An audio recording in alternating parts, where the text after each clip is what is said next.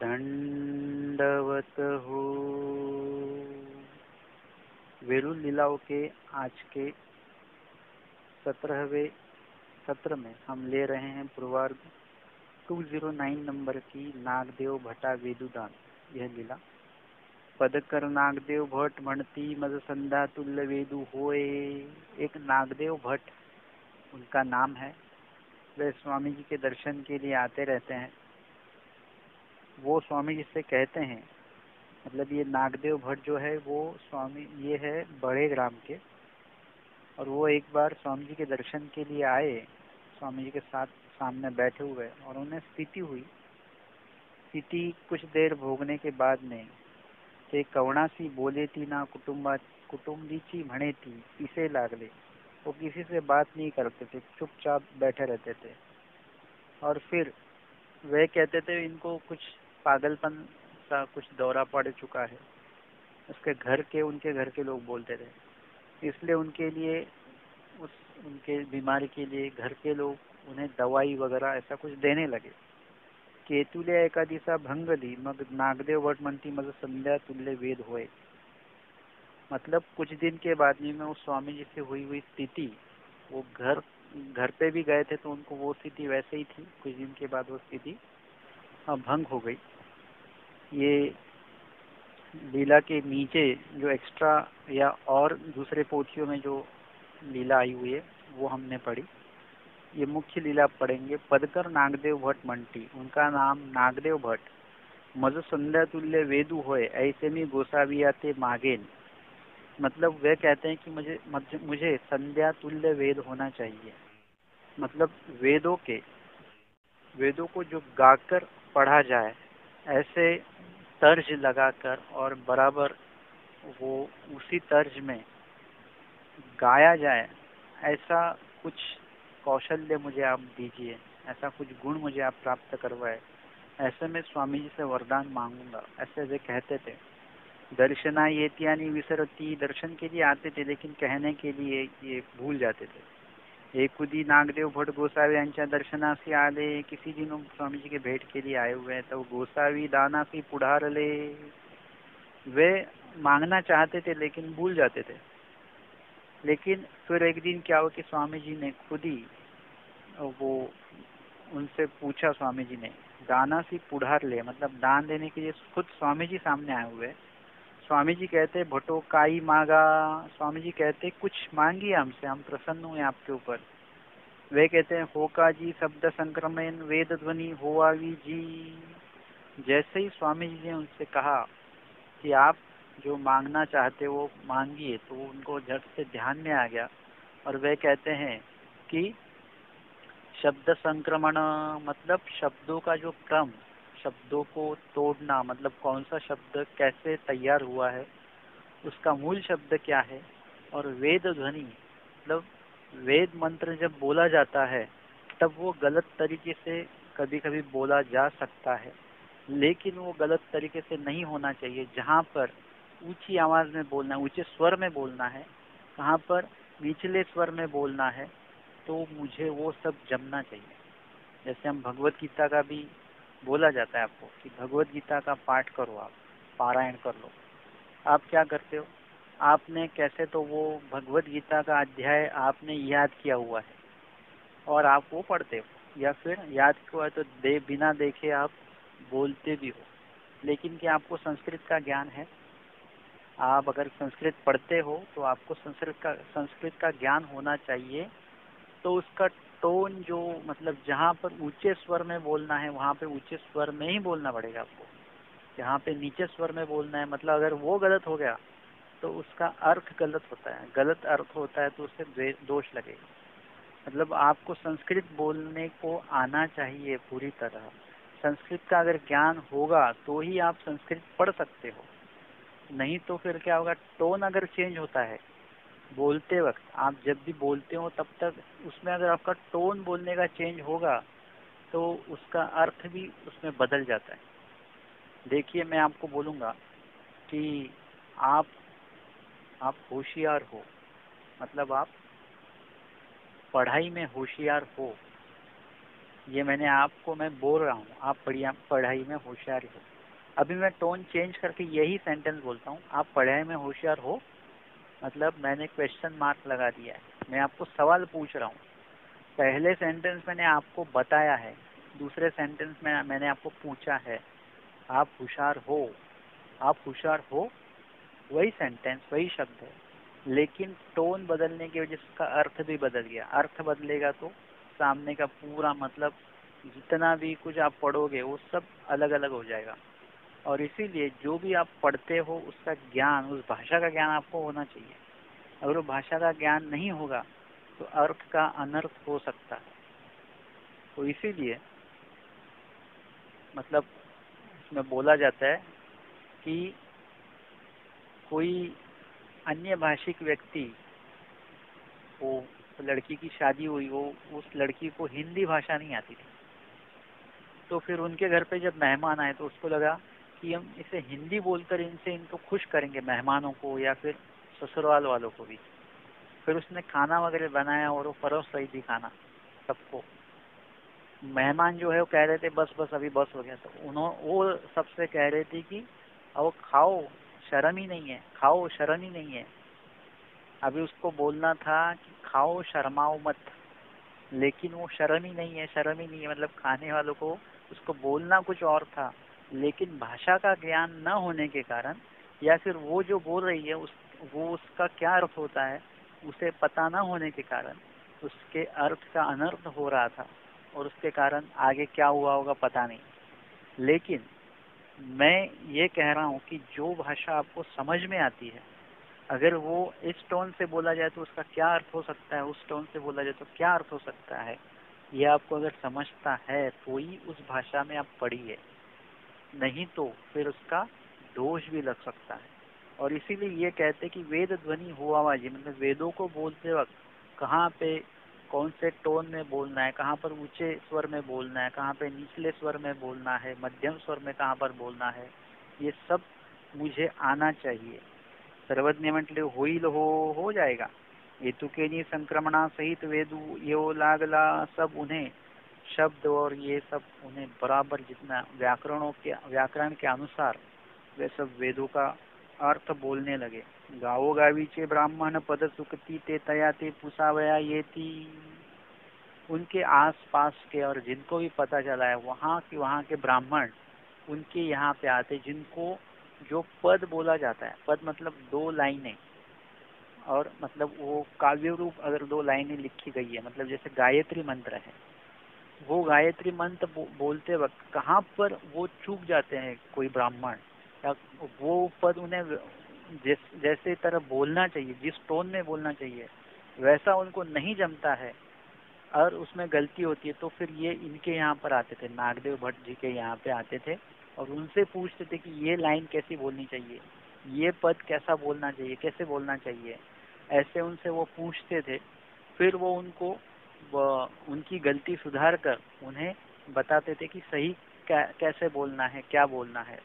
ऐसे उनकी काफ़ी प्रसिद्धि वहाँ पर हुई, काफ़ी नाम उनका हुआ उस विभाग में। ते तया ते पुसावयेती, मग पदकर नागदेव भट्ट हे नाव झाले, और उनका नाम था नागदेव भट्ट। लेकिन पद मतलब लाइनें, मतलब दो लाइनें, चार लाइनों का ये पद होता है। जैसे आप गीता का अध्याय, और गीता के अध्याय में श्लोक होते हैं, तो दो दो लाइनों का एक श्लोक होता है, दो लाइन का एक श्लोक होता है, उसे पद कहा जाता है। या फिर सायंकालीन पूजा अवसर आप देखेंगे उसमें चार लाइनों का एक पद है, मतलब चार लाइनों की एक मतलब एक ये है, चार चार लाइनों का उन्होंने बना हुआ, उसको पद बोला जाएगा, चार लाइन का एक पद। तो उनको पदकर नागदेव भट्ट, मतलब वो चारों लाइनें या दोनों लाइन वो बराबर गाते हैं, वही शब्द वही टोन उनका बराबर होता है, बिल्कुल भी गलत नहीं होता है, इसलिए उनका नाम पदकर नागदेव भट्ट ऐसा हो गया। आचार्य सामग्री झाली, काफी सामग्री, काफी ज्ञान उनको हुआ। अखंड बोलतची अस्ती, और हमेशा उनका कुछ न कुछ किसी न किसी को ये बताओ, किसी को बताओ, मतलब उनके घर पे सुबह से शाम तक लोग आते हैं और सबको वो बताते रहते ये बराबर है, ये गलत है, ये बराबर है, ये गलत है, इसको ऐसा बोलना चाहिए, मतलब ऐसे अखंडित उनका बोलना शुरू ही था। उभिये गंगा तटी दयाची परक्ष उतरे ऐसा ब्राह्मणों नाही।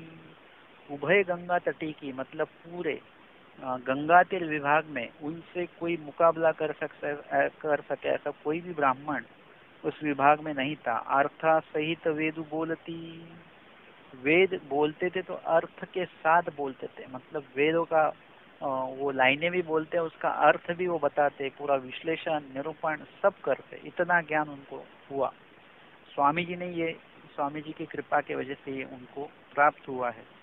और फिर गोसावी बीजे केल्यावरी तेही ऐसे सपन देखिले, और स्वामी जी के बीजे करने के पश्चात मतलब उत्तर दिशा में स्वामी जी, उत्तर पंथ में स्वामी जी गए और उनके जाने के पश्चात उन्हें सपना आया है।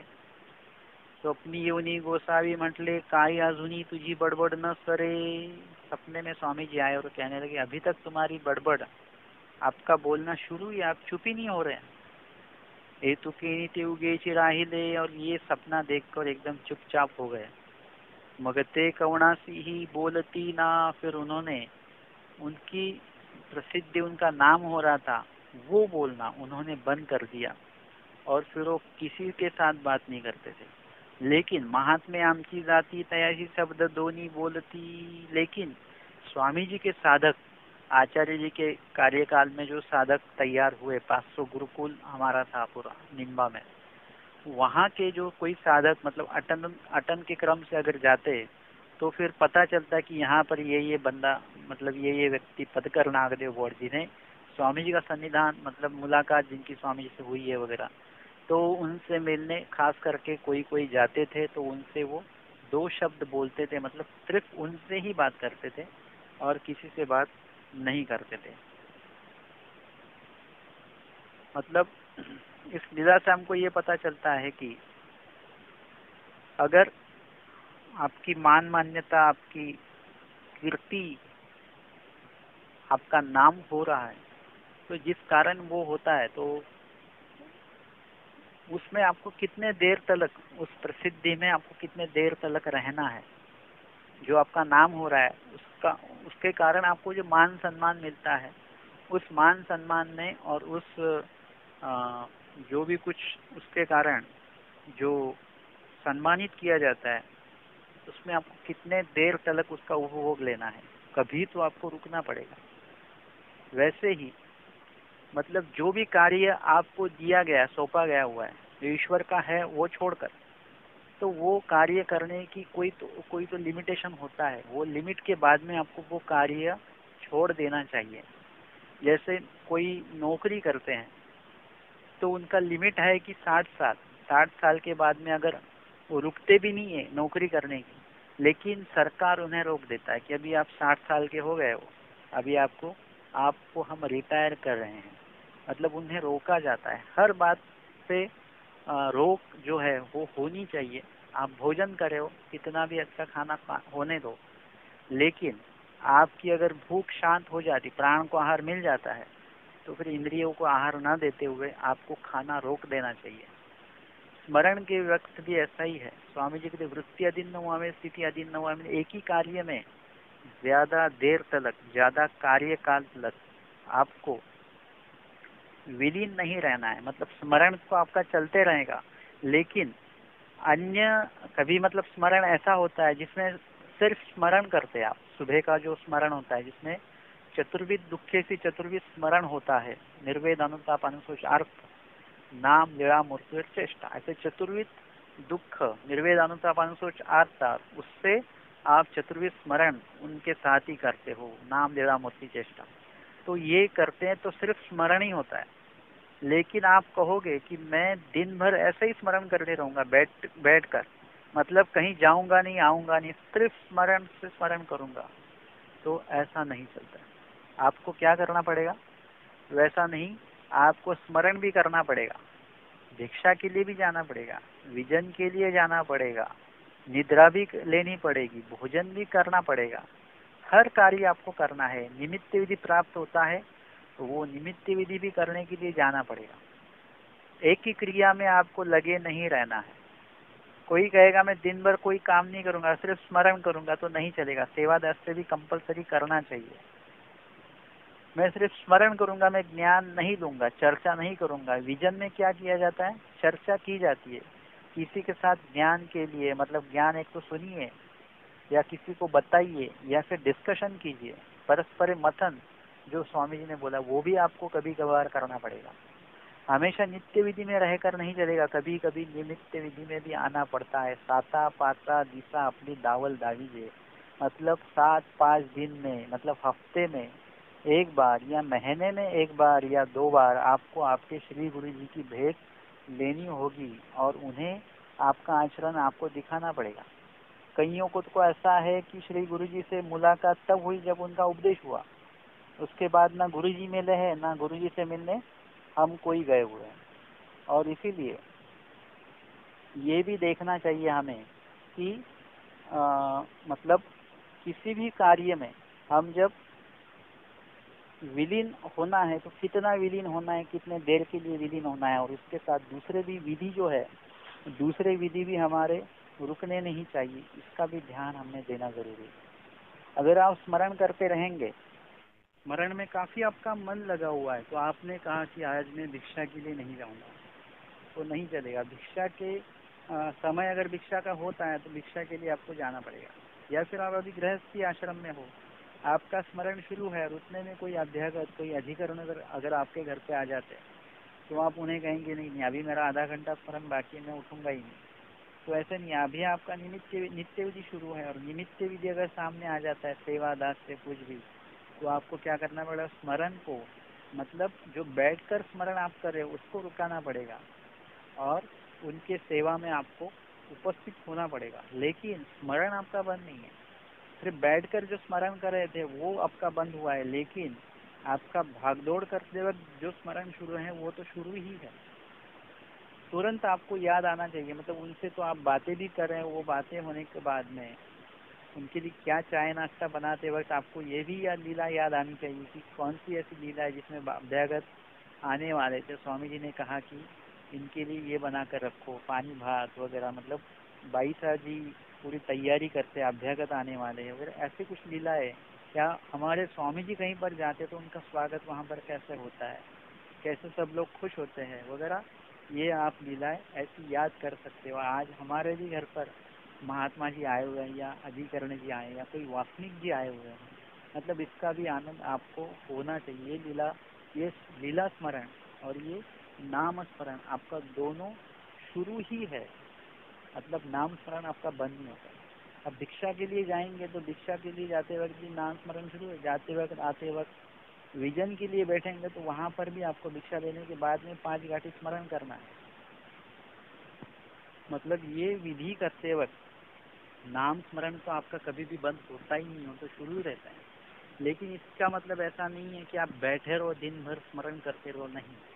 दूसरे विधि भी हमें प्राप्त होते हैं, तो जो जो विधि प्राप्त होगा उन विधियों का भी हमें क्या करना चाहिए? उपयोग लेना चाहिए।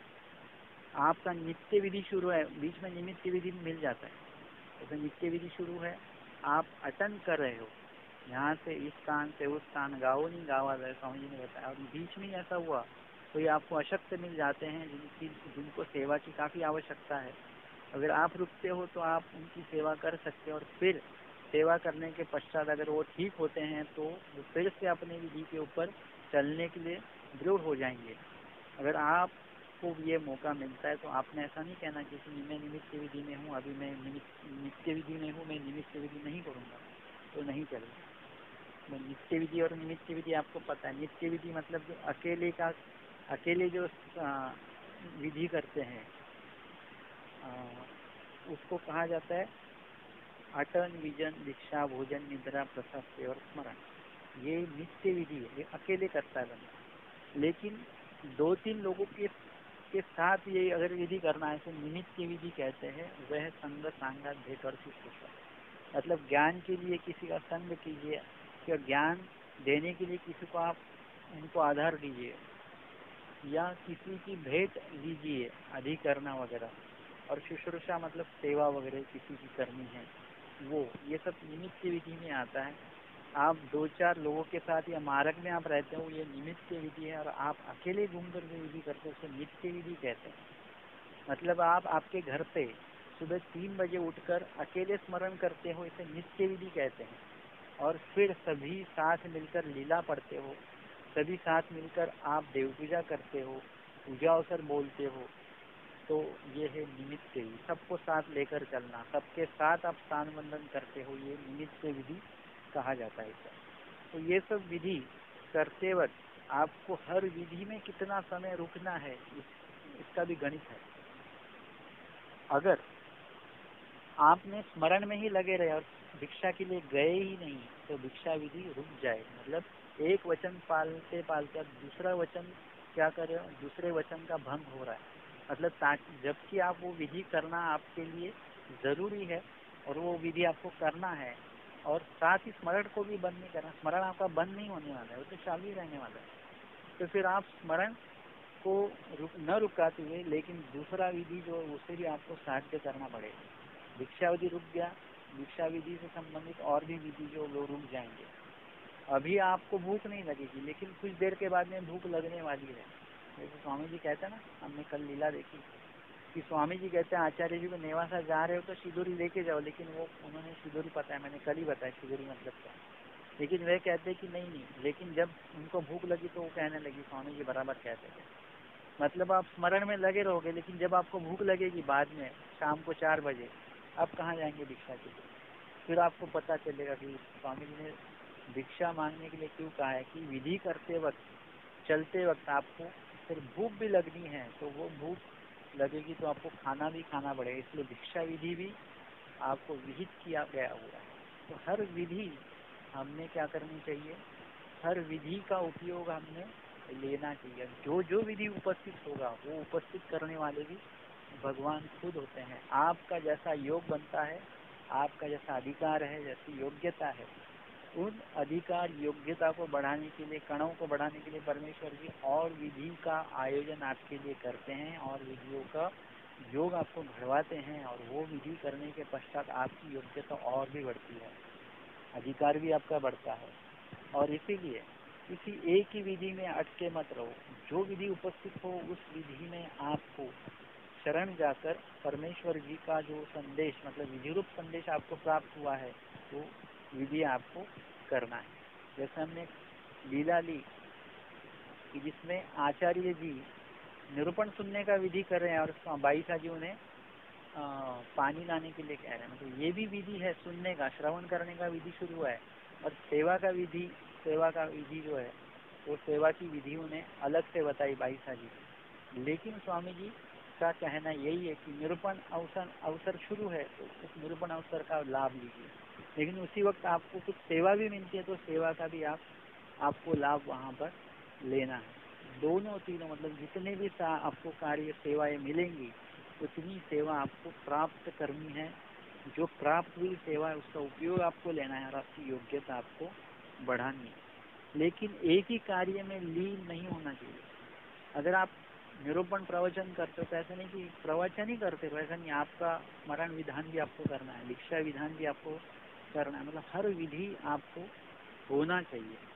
और इसीलिए स्वामी जी कहते हैं, सपने में आकर उन्हें सूचित किया जाता है कि स्वप्नी येऊनी गोसाई म्हटले काई अजूनी तुझी बड़बड़ न करे, अभी तक आपकी बड़बड़ी बंद नहीं हुई, वैसे ही शुरू है। तो फिर उस दिन से उन्होंने अपना बोलना जो है वो बंद कर दिया। आज के 17वें सत्र में हमने लिए 209 नंबर की लीला नागदेव भट्टा वेदुदान।